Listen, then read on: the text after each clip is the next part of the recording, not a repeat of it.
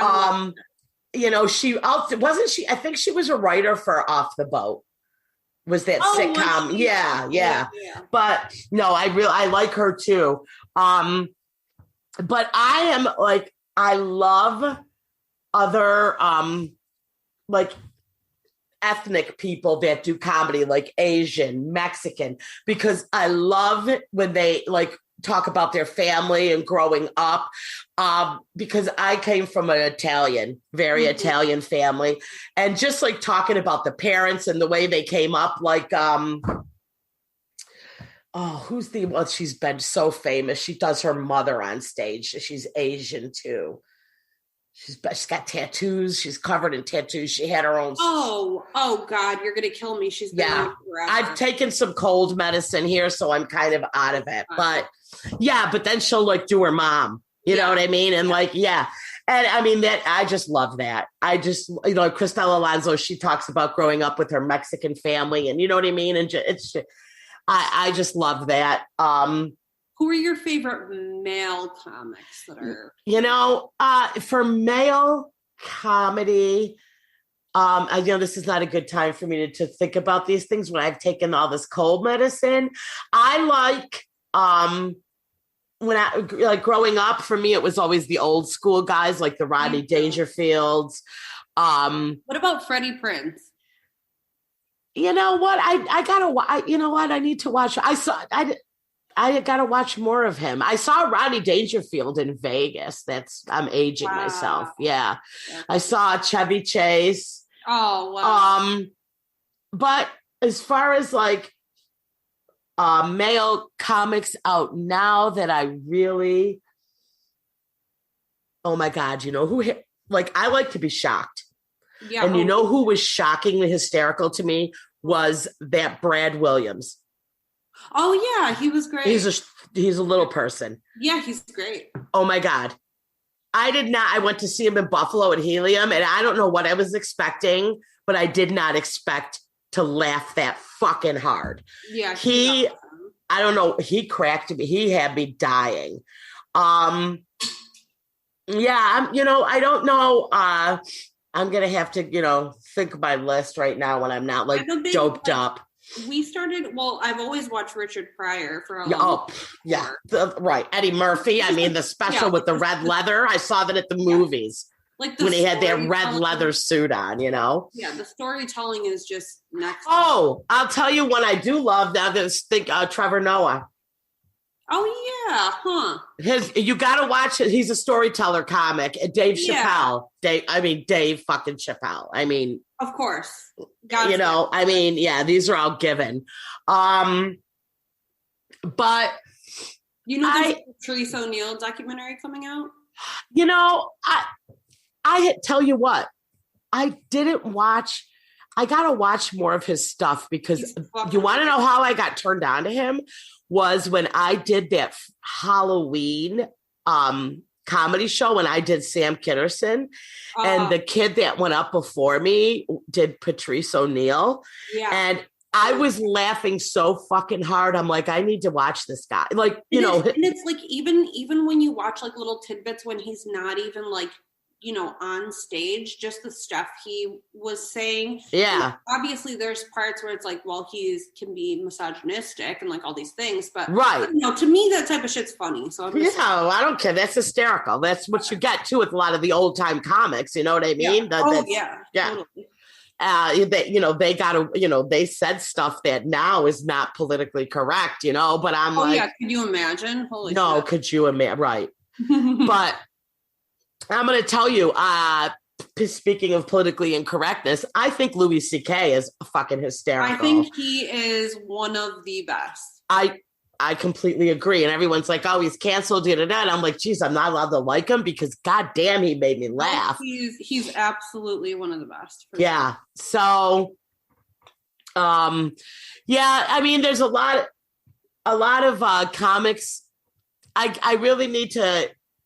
Okay, first of all, what did you think of the show at the club last night? Jada Cada Preta? Jada, what's her name? Jada Cada Preta? Yeah. It's like a big rhyming long name. I liked her because when I was like, she looks like someone I would hang out with. And like, you know, like the songs were like silly, but also even if I thought that they were like silly, it's something like I appreciate that you're getting your. So she does songs too?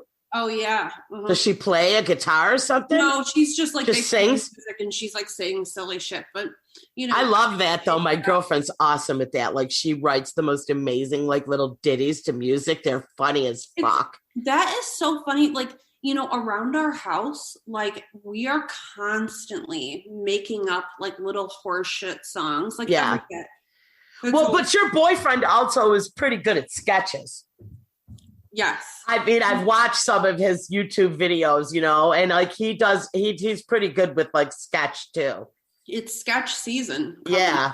Some ideas on the back burner. So is this like white boy summer, but it's like the sketch summer coming up. It's gonna be, yeah, exactly. It's exciting to me. I'm like, I'm ready to go. Let's do some new shit. So yeah, the great part about like having two strange people together is like we'll both wake up at like 3 a.m, sometimes randomly, and we'll be like, I have to write this in my phone, or like blah blah blah just happened, and like we'll like go back and forth. Like before bed, we'll like lay together and just like die laughing, like just talking absolute nonsense. So that's fun. I remember the first time I saw you with Kevin, I was at a show.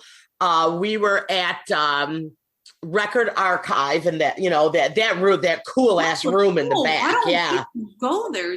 I know, what an awesome room, right?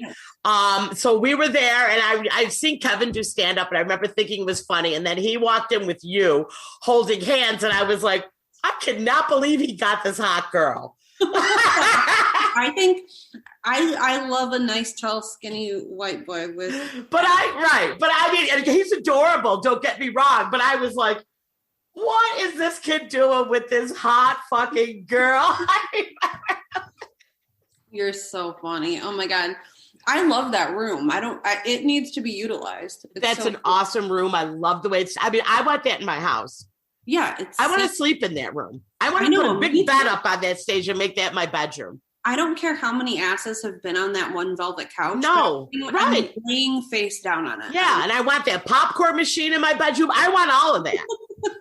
It's cool. Oh, so I have to tell you about my experience here in Austin. That's another thing we are going to discuss, because we are going the end of October. Oh, that gives me time. Okay.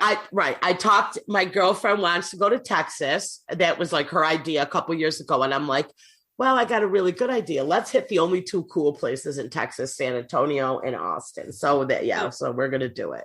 Nice. So yeah, Tori just got back from Austin, and I do want to hear all about your trip. And it's now going to be, it seems, the comedy mecca now. Is what they're trying to make that, with Joe Rogan opening up that new place, right? Yeah. So we did a mic at the Creek in the Cave, which I think actually Joe was on that night, like later that night. Outdoor venue. I saw it looked really cool, right? So neat. Yeah. The outside, it had like AstroTurf, like these big like tents above the stage. They had fans blowing out like mist. It was awesome. Yeah. And they had a bar back there. It was super cool. So like when I went up, so there had to have been, I got called before Kevin actually. So I was like, oh fuck, you know? So like there had to have been about like 30 people there. And I'm like, oh my God, when the guy calls my name, like I'm shitting my pants. I'm like, I'm leaving. Like, I don't know. It's insane. So I go up, and I got some great material, because the weekend before, I had been in Disney with my daughter. So I was like, okay, I'm going to talk about the darkest form of humanity, which is called being a Disney adult. So I talked a ton of shit about being a Disney adult. And when I got off, I got a ton of compliments, and like people were like, that was your first time, and like you're doing it here. Like, but you're already funny.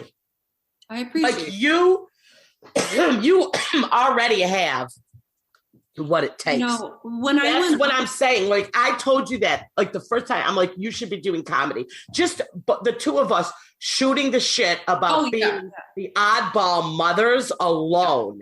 Oh yeah. Like right there is so much material for you. Yeah. And I think about things constantly in Kevin's like on my ass, like every time I'll make a random comment or come up with something, he's like, write it in your phone. Write it down. Always like going back and forth with that kind of thing. But it was fun to talk about shitty Disney adults, and I won't give you the whole thing because I'll probably try and do it. You're definitely going to be doing some stand up here. And I was like, you got to write it down. I cannot wait to see you do your comedy. I'm telling you, and I'm going to be throwing you tags.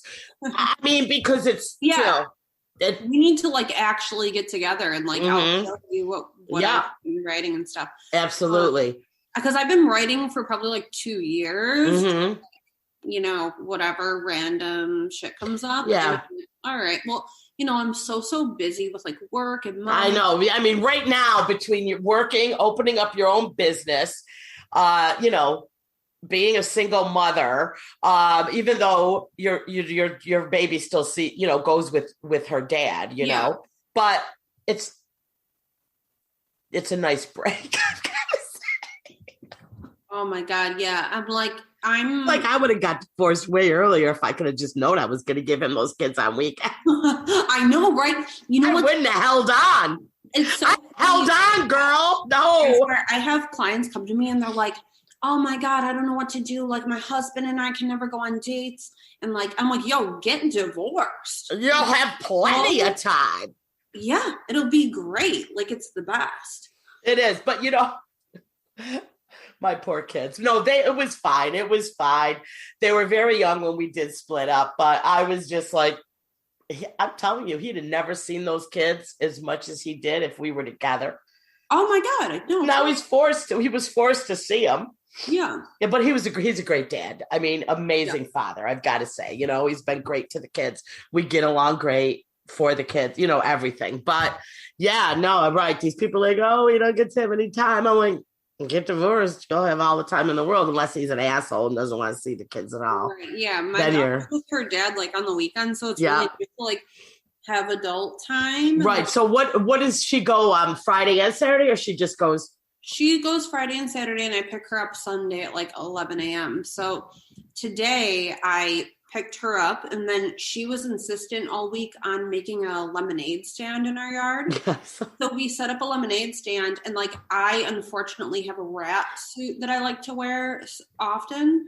So I wore my rat suit on the side of the yard, and I'm dancing. No, you did not. I was dying when you were like, rat piss for sale? Rat piss for sale. I said, come and get your rat piss. So it's funny because my oh my God, this is I die. I'm like, Tori, your neighbors. This is the best. My fuck those Sydney neighbors. My partner Sydney came over with her 2 sons, and her and I are sitting there. It's like 12 p.m. and we're just cracking beers, like while the kids are like selling rat piss. Rat piss. I saw your daughter with the big rat head on. So it's saw a little kid with a rat head. Who had it on? It was Sydney's son. Oh, okay. So her and I are kicked back in our chairs and we're dying laughing. We're like, hey kids, sex sells. Honk if you're horny. Come by. I said, next week we should set up a belly button piercing booth. I said she'll do the portraits and I'll pierce belly buttons. I said, and then the week after, we just got to slowly move on to the human trafficking ring. Yeah, just the neighbors. You posted something one day. I don't know what you guys were all doing on the front lawn, but I was like, oh man, I know those neighbors are like, boom, there goes the neighbor. No, and then you were like, no, the people across the street from me are cool as hell. So yeah, the best part about it is our neighbors, the woman is 65 and she has like a live-in companion guy who's like in his late 50s, and they just get wasted together, and then we always like hang out. And then to the like kitty corner right hand side of us is just a home for mentally handicapped people. So really all it is just screaming all the time. Oh, so it's perfect. So it's great. Yeah. So it's perfect. So you have like, it's like a group home. What'd you say? You have like a group home next to you? Mm-hmm. Yeah. Okay. Yeah. Oh, so all right. So you're Yeah, it's perfect. Yeah, I think I might go there. I think